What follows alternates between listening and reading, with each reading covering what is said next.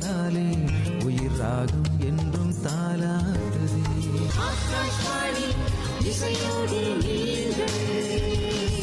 மத்தியலை 1269 கிலோஹெர்ட்ஸ் பண்பலை 103.3 ஆகாஷ்வாணி மதுரை வானொலி நிலையம். இசையோடு என்றும் நீங்கள்.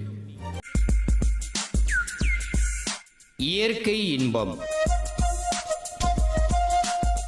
சூழல் சிந்தனை எழுதி வழங்குபவர் முனைவர் எம். அப்துல் காதிர் அவர்கள். மண் மாசுபாடு. மண் மாசுபாடு என்பது நச்சுப் பொருட்கள் மண்ணில் கலந்து மாசுபடுவதை குறிக்கிறது. இது ஒரு தீவிர சுற்றுச்சூழல் மாசுபாடாக கருதப்படுகிறது.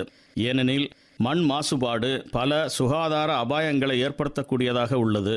மண் என்பது பூமியின் உடை என கருதக்கூடிய சூழலில் இதில் கலக்கும் வேதியியல் பொருட்கள் மற்றும் மனித செயல்பாடுகளினால் ஏற்படும் தாக்கம் பூமியின் மேல்பரப்பின் தரத்தை சீரழிக்கும் செயல்முறை ஆகும். இந்த மண் மாசுபாடு நிலத்தின் வளத்தை குறைத்து தாவரங்களின் சீரான வளர்ச்சியை பாதிக்கக்கூடியதாகவும் விலங்குகளின் இடப்பெயர்ச்சிக்கும் மற்றும் மனிதர்களின் சுகாதார அபாயத்திற்கும் காரணமாகிறது. மண் மாசுபாட்டிற்கு பொதுமக்களிடம் போதிய விழிப்புணர்வு இல்லாதது முதன்மையான காரணமாக கருதப்படுகிறது. மேலும் கனரக தொழிற்சாலைகள் பூமியில் நேரடியாக வெளியேற்றும் கழிவுகள், விவசாய நிலத்தில் பயன்படுத்தப்படும் பூச்சிக்கொல்லிகளின் களைக்கொல்லிகளின் அதிகப்படியான பயன்பாடு, பெட்ரோலிய பொருட்கள், ஈயம் நைட்ரேட், பாதரசம் மற்றும் நாப்தலின் போன்ற அதிகப்படியான ரசாயனங்கள் மண்ணின் காரத்தன்மை அல்லது அமிலத்தன்மையை அதிகரித்து மண்ணின் தரத்தை குறைக்கிறது. இதனால் மண் அரிப்பு ஏற்படுகிறது. இந்த மண் அரிப்பு என்பதும் ஒரு வகையான மண் மாசுபாடு ஆகும்.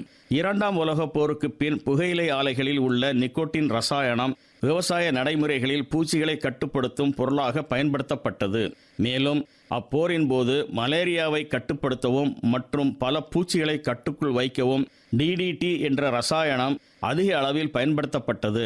அது மட்டுமல்லாமல் விவசாய பொருட்களை பாழ்படுத்தும் எலிகள் மற்றும் பூச்சிகளை அழிக்கவும் இந்த பூச்சிகளால் ஏற்படும் சேதங்களை தவிர்க்கவும் விவசாயத்தில் ரசாயனத்தை அதிக அளவில் பயன்படுத்த தொடங்கினர். இதனால் உலகம் முழுவதிலும் உள்ள அரசாங்கங்கள் இந்தியா உட்பட இந்த ரசாயனத்தை பயன்படுத்த தடை விதித்தார்கள். மேலும் பூச்சிகளை கொல்வதற்கு பயன்படுத்தக்கூடிய பூச்சிக்கொல்லி ரசாயனங்கள் பூச்சிகளை அழித்தாலும் அது பல சுற்றுச்சூழல் விளைவுகளையும் ஏற்படுத்தியது.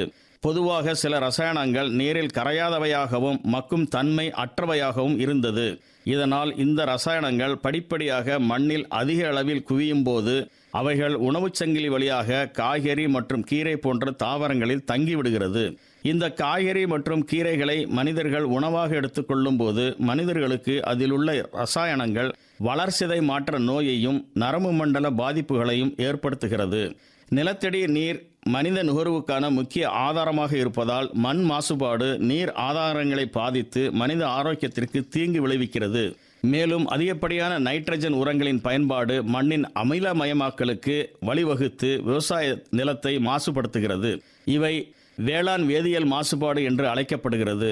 அதேபோல் நகர்ப்புற குடியிருப்புகளில் இருந்து வெளியேறும் கழிவு நீர்கள் நேரடியாக மண்ணில் செலுத்தப்படுவதாலும் மண்ணின் மாசுபாடு அதிகரிக்க காரணமாகிறது. தொழிற்சாலை கழிவுகளை முறையாக சுத்திகரிப்பு செய்யாமல் அப்படியே நிலத்தில் செலுத்தும் பொழுது மண் மாசுபாடு அடைகிறது. தொழிற்சாலைகளில் இருந்து வெளியேறும் கனரக உலோகங்களான ஈயம், பாதரசம், துத்தநாகம், குரோமியம், நிக்கல், தாமிரம் போன்ற உலோகங்கள் மண்ணில் நேரடியாக கலப்பதால் மண்ணின் நச்சுத்தன்மை அதிகரிக்கிறது. கழிவுகளை முறையாக அகற்றுதல் மற்றும் மறுசுழற்சி செய்தல் மண் மாசுபாட்டை குறைக்க உதவும். மண் மாசுபாடு தாவரங்கள், விலங்குகள், மனிதர்கள் மற்றும் ஒட்டுமொத்த சுற்றுச்சூழலையும் பாதிக்கும் எதிர்மறையான விளைவுகளை கொண்டுள்ளது. மண் மாசுபாடு இந்தியாவில் மட்டுமல்லாமல் உலக பிரச்சனையாகவும் இருந்து வருகிறது. இதனால் விவசாய உற்பத்தியும் பாதிக்கிறது. மண் மாசுபாட்டை தடுப்பதற்கான நடவடிக்கைகளாக கழிவுகளை முறையாக அகற்றுதல் மற்றும் மறுசுழற்சி செய்தலும், உரங்கள் மற்றும் பூச்சிக்கொல்லிகளின் பயன்பாட்டை குறைத்தலும், தொழிற்சாலை கழிவுகளை முறையாக கையாளுதல் மற்றும் சுத்திகரிப்பு செய்தல் போன்ற நடவடிக்கைகள் மண் மாசுபாட்டை குறைக்க உதவும். இதுவரை இயற்கை இன்பம் சூழல் சிந்தனை கேட்டோம். எழுதி வழங்கியவர் முனைவர் எம். அப்துல் காதிர் அவர்கள்.